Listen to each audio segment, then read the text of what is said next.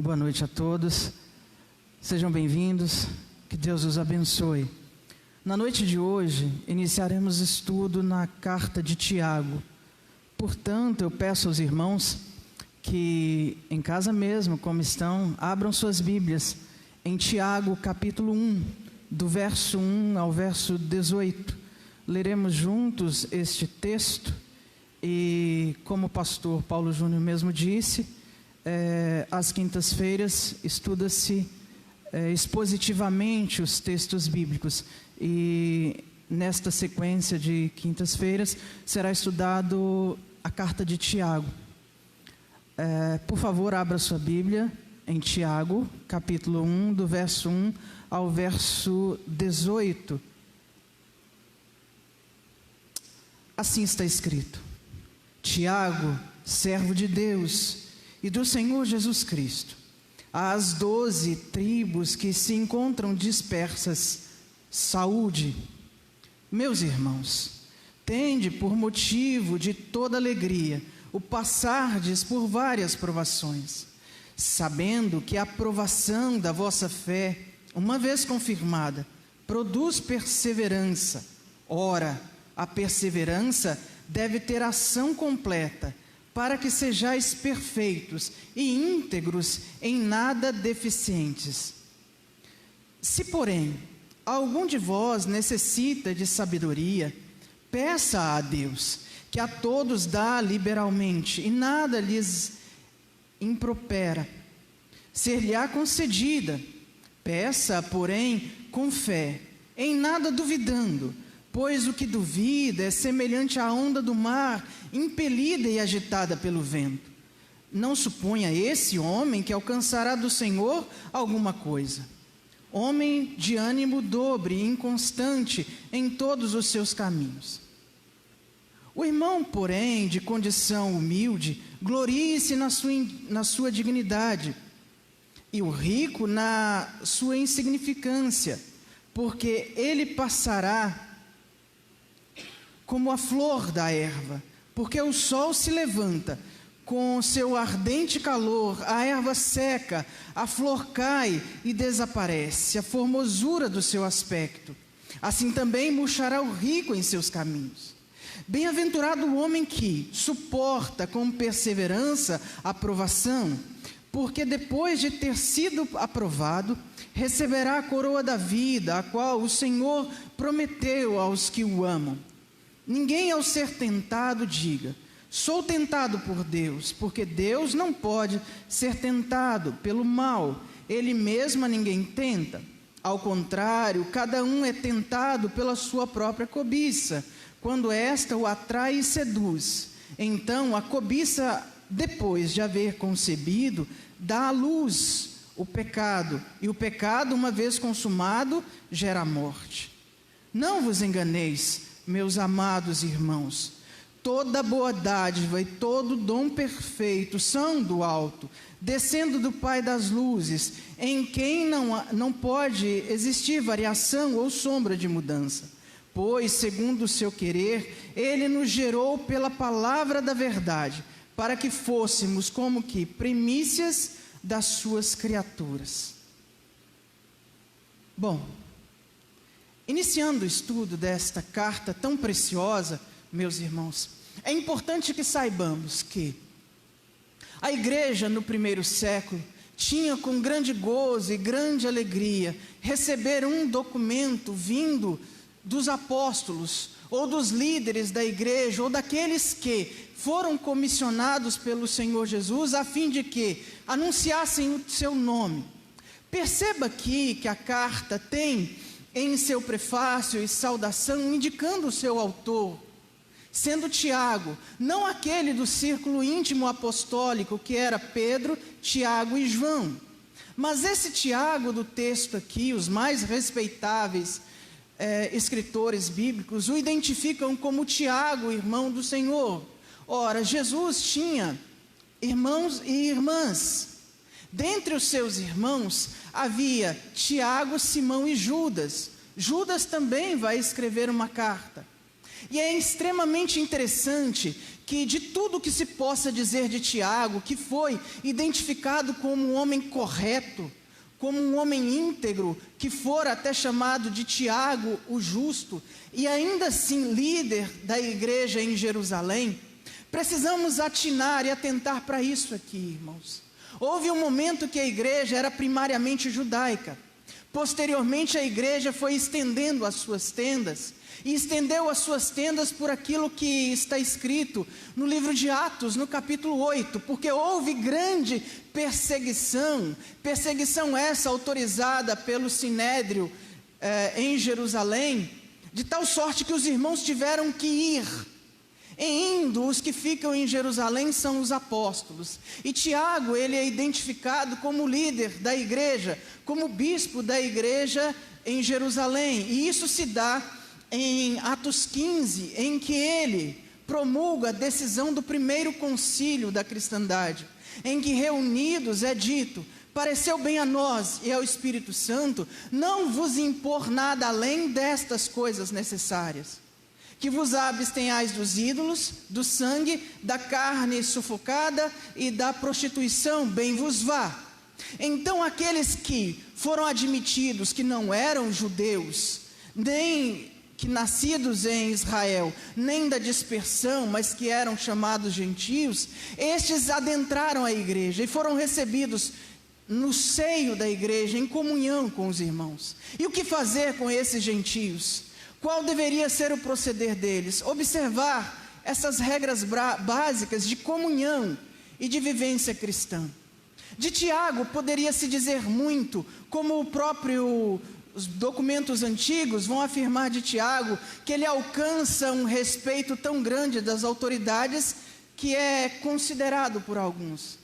A sua carta está localizada muito provavelmente entre o ano 45 e não posteriormente ao ano 66 da era cristã, onde há o seu martírio. Entretanto, há o período de circulação da carta, e é para isso que precisamos atentar, porque ele se identifica com algo extremamente importante para que aprendamos até o contexto dos dias de hoje, que estamos vivendo exatamente hoje.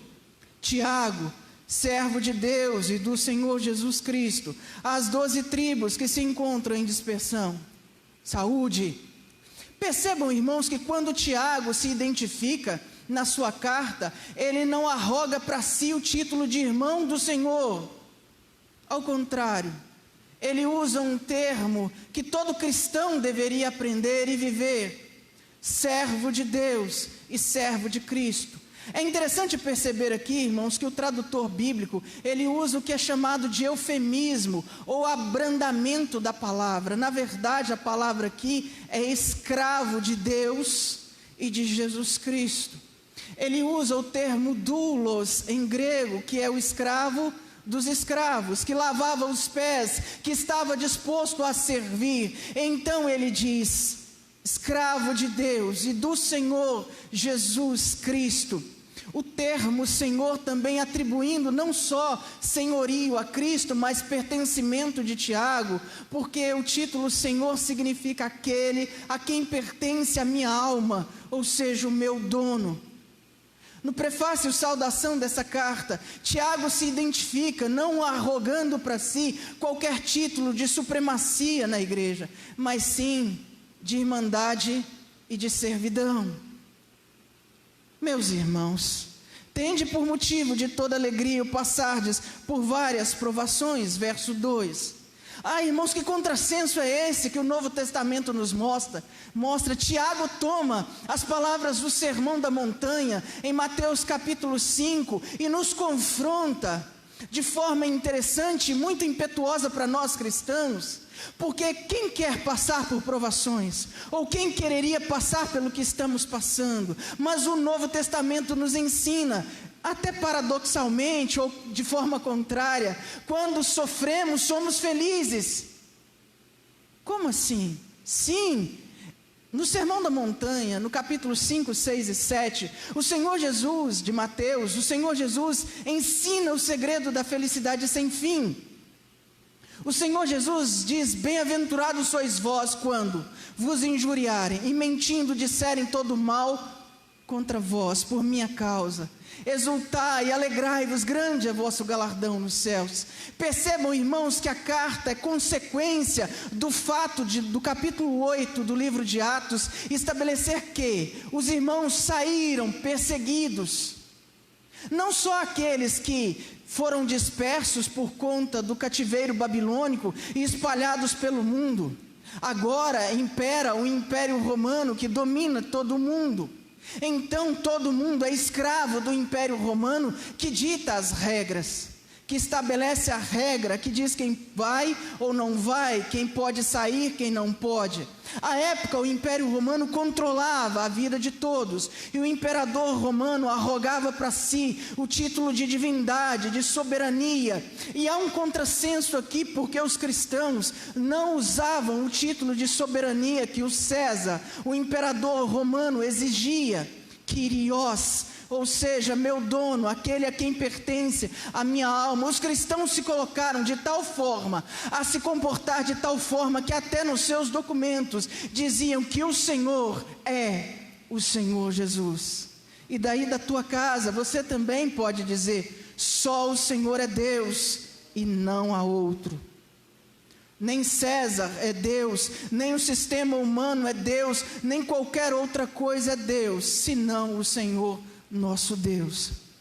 Percebam, irmãos, que aqui o contrassenso e o paradoxo do cristianismo é estabelecer que no sofrimento há gozo e alegria, porque há oportunidade de se buscar ao Senhor Deus.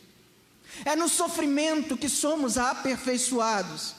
Sei que não é fácil nem dizer, nem ouvir o que eu estou falando, mas no sofrimento, em meio a ele, somos aperfeiçoados. E é disto que Tiago está a tratar.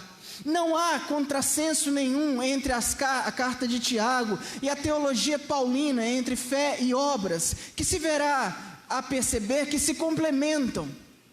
Esse ensino aqui complementa aquilo que na verdade Paulo vai dizer que a salvação é por fé. Tiago vai apresentar sua argumentação por ser um homem oriental, judeu, que não consegue enxergar, irmãos, que alguém possa amar a Deus, como João disse, que não vê, e aborrecer a seu irmão que vê. Portanto, concordando com Tiago, João vai dizer nas suas cartas também que é impossível amar a Deus que não se vê e aborrecer, ou seja, odiar o seu irmão que você vê. Perceba então que no sofrimento somos aperfeiçoados, e é exatamente isto que Tiago vai tratar a partir de agora. Meus irmãos, tende por motivo de toda alegria o passardes por várias, não por uma, mas por várias provações, sabendo que a aprovação da vossa fé, uma vez confirmada, produz perseverança. Irmãos, nosso repouso não é aqui, nosso descanso não é aqui. Essa pequena e muito breve provação que estamos passando, a venceremos por fé. E ela nos trará perseverança para enfrentarmos a próxima, que muitas vezes será pior do que ela. Percebam, irmãos, que no primeiro século não havia sistema de tratamento de água, ou de esgoto, ou um sistema sanitário, ou um sistema de saúde, e ainda assim havia perseguição e perseguições. Perseguição do sistema religioso, em que no capítulo 8, o Sinédrio, do livro dos Atos, o Sinédrio vai entregar cartas a Paulo para que ele persiga a igreja, como também o Império Romano vai perseguir a igreja, como também as heresias vão perseguir a igreja. Então perceba uma coisa, essa muito breve e pequena provação é para que você a vença por fé e produza em você perseverança, para que em nome do Senhor Jesus você possa, como o povo de Israel, após ultrapassar o Mar Vermelho, possa cantar como Miriam cantou: só o Senhor é Deus. Percebam, irmãos, que temos que entender isso. Tenha, porém, verso 3, sabendo que a prova da vossa fé obra a paciência. Tenha, porém, a paciência a sua obra perfeita, para que sejais perfeitos, completos, sem faltar em coisa alguma. para que haja completude em nós. Perceba que como o ferro afia o ferro, perceba que nas relações, inter-relações humanas, em todo momento, os cristãos, quando saíram perseguidos primariamente pelo Sinédrio, após o apedrejamento de Estevão, o primeiro mártir da igreja apedrejado, diácono Estevão apedrejado, percebam que no capítulo 8, o Sinédrio autoriza a perseguição e os irmãos saem, cumprindo aquilo que Jesus havia estabelecido: ser-me-eis testemunhas, tanto em Jerusalém, Samaria e os confins da terra. A igreja primariamente, irmãos, permanece em Jerusalém. Então, é suscitada uma perseguição. Não pense você que o Senhor Deus não tem controle desse pequenino vírus. Tem sim. E no fim de todas as coisas, a nossa fé nos trará perseverança, depois de termos vencido essa breve e momentânea tribulação. Percebam, irmãos, que é dito no verso 5: e se algum de vós tem falta de sabedoria, peça a Deus, que a todos dá liberalmente, e o não lança em rosto, e ser-lhe-á dada. Percebam, irmãos, que Tiago não está aqui a atentar como um filósofo grego, ou a falar de Sofia, como a deusa da sabedoria. Como um judeu piedoso, ele está a atinar seus leitores a que retrocedam as suas mentes ao capítulo 2 do livro de Provérbios. Se como a tesouros escondidos a buscares, então entenderás o temor do Senhor e acharás sabedoria e conhecimento. Percebam, irmãos, que após termos a perseverança da provação, após ter passado por uma provação, se alguém ainda tem falta de algo, peça ao Senhor Deus sabedoria, para que possa saber agir. E principalmente, irmãos, entendam isso: a Bíblia não é em momento nenhum desconexa, porque o temor do Senhor é o princípio da sabedoria.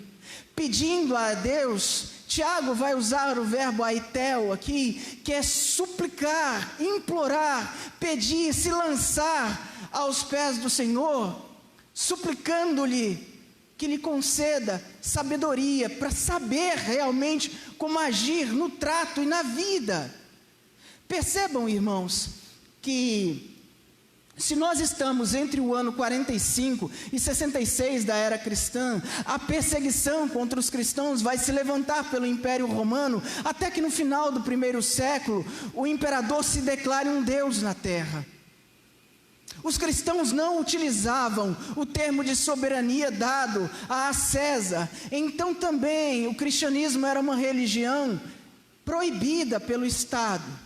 Então Tiago está a apontar para a igreja, após vencer a momentânea provação, que produz perseverança, aquilo que nós necessitamos: sabedoria.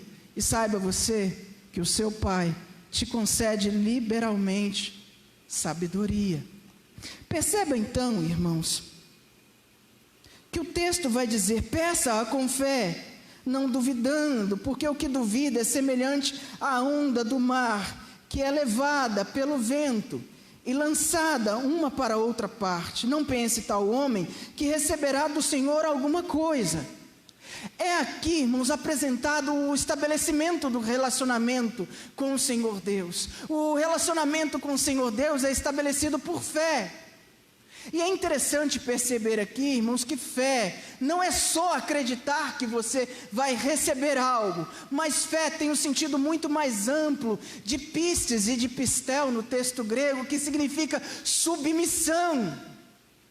Muito mais do que acreditar. E para além de acreditar, exige-se do cristão que se submeta à vontade do Senhor seu Deus, sabendo que, mesmo estando em provação, esta provação vai lhe produzir perseverança. Ora, irmãos, quando um ferreiro vai malhar o ferro, ele o leva ao fogo até encandecê-lo, e depois o golpeia, malhando o ferro. Aqueles que forjam espadas, principalmente os ferreiros japoneses, forjam a katana de tal forma que dobram o ferro várias vezes, ao ponto de que essa espada resista muito mais do que qualquer outra. Ela é temperada e ela é forjada, ou seja, ela é submetida a grande temperatura e a grande pressão. Portanto, irmãos, entendamos nós, um evangelho que não nos fale de sofrimento não é evangelho, porque o sofrimento faz parte da vida cristã. O sofrimento dói, mas faz crescer. Os irmãos me entendem? Percebam, os irmãos, que Tiago vai trazer algo importante a seus leitores. O homem de coração dobre é inconstante em todos os seus caminhos. Percebam, irmãos, aqui a necessidade de constância. Algumas pessoas nos dias de hoje sempre falam que existe a assim chamada geração raiz e a assim chamada geração Nutella. A geração que tem uma ênfase naquilo que é chamado em psicologia de efeito manada, ou efeito crucifica, ou também chamado efeito Maria vai com as outras. Nesse momento de angústia e de tribulação, irmãos, cabe a cada um de nós mantermos-nos em fé, mantermos-nos equilibrados, porque não adianta alguém dizer a falta de tudo e não crermos no Senhor que seja Senhor o suficiente para nos suster. Portanto, Tiago admoesta a seus ouvintes, leitores primários e a nós, na noite de hoje, a que não tenhamos um coração dobre, um coração inquieto, um coração inconstante, mas um coração que seja firme em fé. Percebam, os irmãos, que aqui vai haver uma realidade importante a ser percebida. Verso 9: mas glorie-se o irmão abatido na sua exaltação, e o rico em seu abatimento, porque ele passará como flor da erva. Aqui, irmãos, há algo tão gostoso e tão interessante. Tiago vai fazer menção dos conceitos estabelecidos no Antigo Testamento de elevação e de abatimento que o Senhor nosso Deus nos traz. Traz aqui o Salmo 113, por exemplo, que o Senhor ergue do monturo o abatido. Mas o Senhor também abate, irmãos. Então nós precisamos entender, nesse exato momento, que à época no cristianismo seriam colocados em mesmo lugar, em mesma posição, tanto pobres quanto ricos. Porque há um detalhe que se esquece. Tiago vai fazer menção disso, porque no primeiro século a escravidão era comum. Basicamente 51% das pessoas do Império Romano eram escravos do Império Romano. Haveria os senhores de escravos que se colocariam a lavar os pés dos seus escravos. Cristianismo é isto, irmãos. Aquele que está abatido é elevado, aquele que está exaltado é abatido. Percebam, irmãos, que nesse momento nós precisamos ter clareza de entendimento. E é isso que Tiago está a nos dizer. Não pense que essa breve e momentânea tribulação é o fim ou o seu fim, mas é para nos produzir perseverança. Então, irmãos, o verso 9 nos destaca isto. Mas glorie-se o irmão abatido na sua exaltação, e o rico em seu abatimento, porque ele passará como flor da erva. Não é assim que somos? Como flor de erva, seca-se vindo o sol, murcha e cai. Nossos dias são quantos? De que eu morrerei? Quantos dias eu viverei? Não sei. Mas por que temer a morte? Nós cristãos, e é aprendido desde tempos antigos, que os cristãos cantam um hino desafiando a morte por conta de Cristo Jesus. Ó morte, onde está, ó morte, o teu aguilhão? Onde está a vitória? Tragada foi a morte pela vitória, porque Cristo ressuscitou. Percebam, irmãos, que a clareza dos cristãos são essas. Não é desafiar proibições sanitárias, não é desafiar limites que são impostos respeitosamente para que uma doença não seja espalhada, mas porque sabe que a morte para o cristão é um degrau, Que seja assim o seu entendimento. É um começo de uma nova história. Perceba, irmãos, bem-aventurado o varão que sofre a tentação ou a provação, porque quando for provado, receberá a coroa da vida, a qual o Senhor tem prometido aos que o amam. Ninguém sendo tentado, diga, de Deus sou tentado, porque Deus não pode ser tentado pelo mal e a ninguém tenta. Mas cada um é tentado quando atraído e engodado pela sua própria concupiscência. Depois, havendo a concupiscência concebido, dá à luz o pecado. E o pecado, sendo consumado, gera a morte. Irmãos, há necessidade de olharmos aqui para Deuteronômio, capítulo 8. Foi o Senhor mesmo que nos levou ao deserto, que levou o povo de Israel ao deserto. Ali o Senhor os provou. Algumas traduções, erroneamente, traduziam provar por tentar. A tradução correta é provar e não tentar, porque Deus não pode ser tentado pelo mal e a ninguém tenta pelo mal. Mas o Senhor nos prova, e em nos provando nos ensina que nem só de pão viverá o homem, mas de toda palavra que procede da boca de Deus. Percebam, irmãos, que se somos tentados, o somos por nossas próprias concupiscências, ou seja, por nossas próprias cobiças. E a concupiscência gerando o pecado gera a morte. Porque a alma que pecar, esta morrerá. Mas há um detalhe interessante lá em Ezequiel. Por que razão morreríeis? Convertei-vos e vivei, diz o Senhor. Então aqui, irmãos, há algo que Tiago nos coloca de forma confrontadora mesmo. E a carta nos estabelece isso.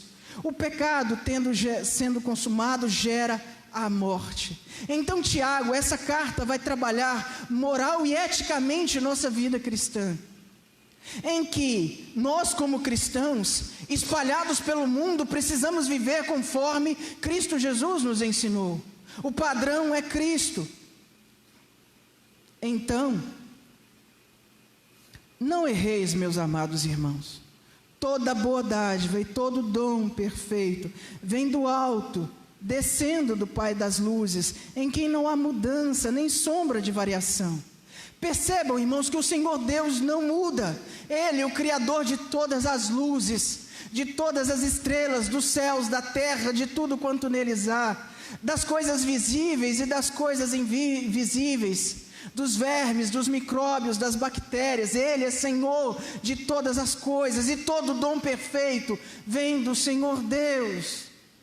Então percebamos aqui, e esse momento é interessante para que aprendamos e coloquemos em prática aquilo que a carta de Tiago nos ensina. Nos ensina a nos alegrarmos quando passarmos por provações. Perceba, a igreja do Senhor Jesus, ainda que fisicamente não estejamos no mesmo lugar, o estamos de várias outras formas e de várias outras maneiras. Então não é para que seu olhar, o seu coração, a sua boca esteja sem riso. Ao contrário, é momento da igreja perceber e entender que deve se alegrar em meio a todas as provações. Aquela época, irmãos, era a religião e o Império Romano que perseguiam os cristãos. Então, como nós cristãos vamos proceder? Saibamos, o dom perfeito vem do Pai das luzes, do Senhor de todos os céus e de toda a terra. Toda dádiva e todo dom perfeito vem do alto, descendo do Pai das luzes, em quem não há mudança, nem sombra de variação. Perceba, irmãos, segundo a sua vontade, Ele nos gerou pela palavra da verdade, para que fôssemos como primícias das suas criaturas. Perceba aqui que Tiago, como ele retrocede o seu ensino, tanto às palavras do Antigo Testamento, quanto às palavras de Cristo Jesus. O verso 18 diz que fomos gerados pela palavra, e em sua oração sacerdotal, no capítulo 17 do Evangelho de João, antes de ultrapassar o ribeiro de Cedron, antes de subir o monte das oliveiras, ou antes da agonia do Getsêmani, o Senhor Jesus orou, aquela que é conhecida como oração sacerdotal. e disse: Pai, santifica-os na verdade, a tua palavra é a verdade. Então percebam que o contínuo santificar de Deus em nós, por sua palavra, que é a verdade, faz com que haja em nós como os molhos das primícias que existia em Pentecostes, na festa de Pentecostes. Percebam, irmãos, que esse é o momento, esse é o dia, esta é a hora e este é o lugar. Isto mesmo, o lugar, a partir do lugar onde você está, igreja do Senhor Jesus, de ser igreja, de viver como igreja, de anunciar o nome do Senhor como nunca pôde ser anunciado. Se fisicamente não, há outras formas sim, mas perceba que o contínuo santificar pela palavra faz com que sejamos primícias de Deus. E assim, irmãos, encerramos esse primeiro momento da carta de Tiago. Na próxima quinta-feira haverá o contínuo do estudo.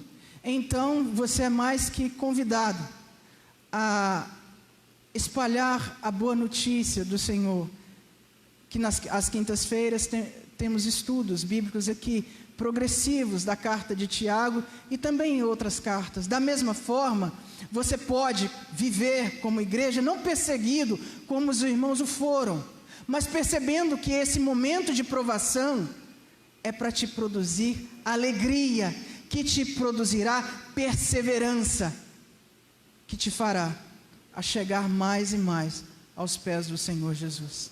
Pai santo, Pai justo, em nome de Jesus, eu te peço mais uma vez, santifica-nos na verdade, a tua palavra é a verdade, e é por isso que te agradecemos, Senhor Deus, de todo o nosso coração, Senhor Deus, por sua bondade e por sua misericórdia, Senhor Deus, em nome de Jesus, amém. Pastor Paulo.